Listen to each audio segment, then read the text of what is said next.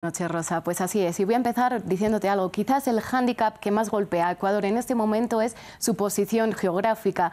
Y es que las crisis de seguridad, el incremento de la violencia en el país no se entienden sin la cuestión del narcotráfico. Y para situarnos, Ecuador es terreno fértil para el narco debido a que está situado entre dos grandes productores de cocaína, como es Colombia, que produce el 66% de la producción de cocaína de América Latina, y Perú, que produce el 23%. El reporte anual de Inside Crime de 2023 reza: Ecuador es uno de los principales puntos de embarque para el tráfico global de la cocaína. Y sabemos que el consumo de cocaína en los países del norte global, como Estados Unidos o Europa, sigue incrementando cada año, Rosa, y esto también hace que incremente la violencia en los países del sur global. El Departamento de Estado de Estados Unidos calculó que un tercio de la cocaína de Colombia pasa por su vecino sur antes de dirigirse a Norteamérica y a Europa. Y si bien Ecuador era una nación donde había una relativa calma, desde el acuerdo de paz entre el Estado colombiano y la guerrilla de las FARC en 2016 y su posterior desmovilización, Ecuador comenzó a tener un papel estratégico para los grupos criminales ligados al narcotráfico y también grupos regionales, que lo ha hecho más atractivo también para estas rutas, como decimos, de narcotráfico, especialmente en la costa pacífica, donde operan cárteles mexicanos que están, como bien explicaba usted antes, ligados a las bandas locales. Esto es lo que algunos expertos denominan como efecto globo. Cuando se reprime la producción de drogas en una región, aumenta en otra, y esto lo saben también las bandas locales y las bandas regionales del narcotráfico, bandas que se disputan no solo el control territorial de las principales rutas, sino también de las prisiones. Y es que hay una grave crisis carcelaria, como bien estábamos viendo ahora en este informe, que está afectada por la sobrepoblación y el hacinamiento, pero también por las cuestiones de seguridad interna, y es que estas bandas locales se están disputando el control de las cárceles.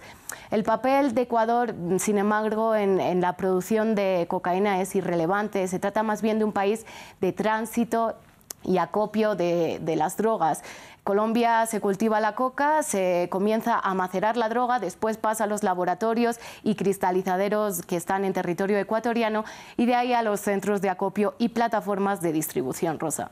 Precisamente, Marina, abordemos ahora la cuestión que usted estaba mencionando. Según Naciones Unidas, continúa incrementando la demanda de cocaína en el norte global y, como usted bien decía, mucha proviene de Ecuador, ¿no? Sin ir más lejos, según las propias las cifras de Naciones Unidas, el 25% de la droga que se incauta en Europa, de la cocaína que se incauta en los puertos de Europa, proviene de Ecuador. También la mayoría de la que se incauta en los puertos de Estados Unidos. De Estados Unidos quizás lo podríamos entender un poco mejor, ¿no?, esa ruta, pero le pregunto cómo se entiende esta ruta que va desde Ecuador, con la costa en el Pacífico, hacia Europa. Pues vamos a ver un poquito cómo son estas rutas que quizás ya estabais viendo en estos gráficos detrás de mí.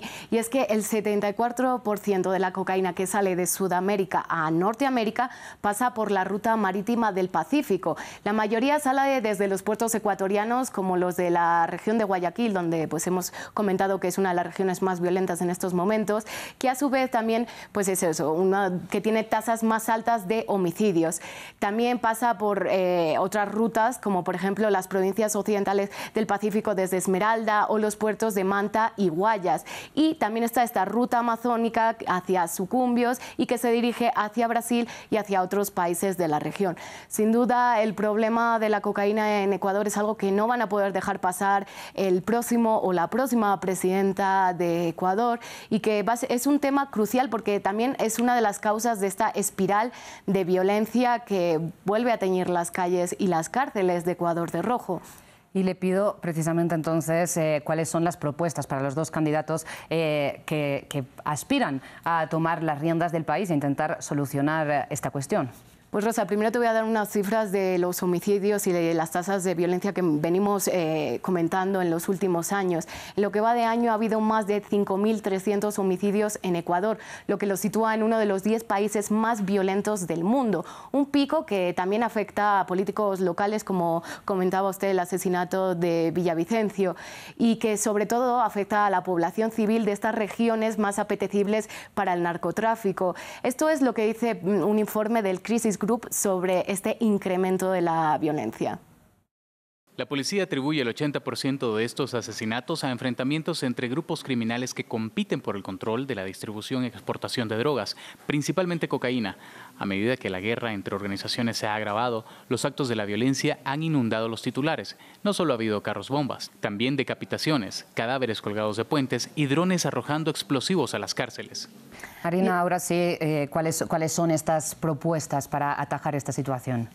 Bueno, te voy a seguir comentando. La seguridad y la violencia es una de las principales problemáticas y los analistas señalan que ninguno de los dos candidatos han tenido posturas fuertes en sus campañas, pese a que es el tema que estamos conversando todos los periódicos y los noticieros, ¿no?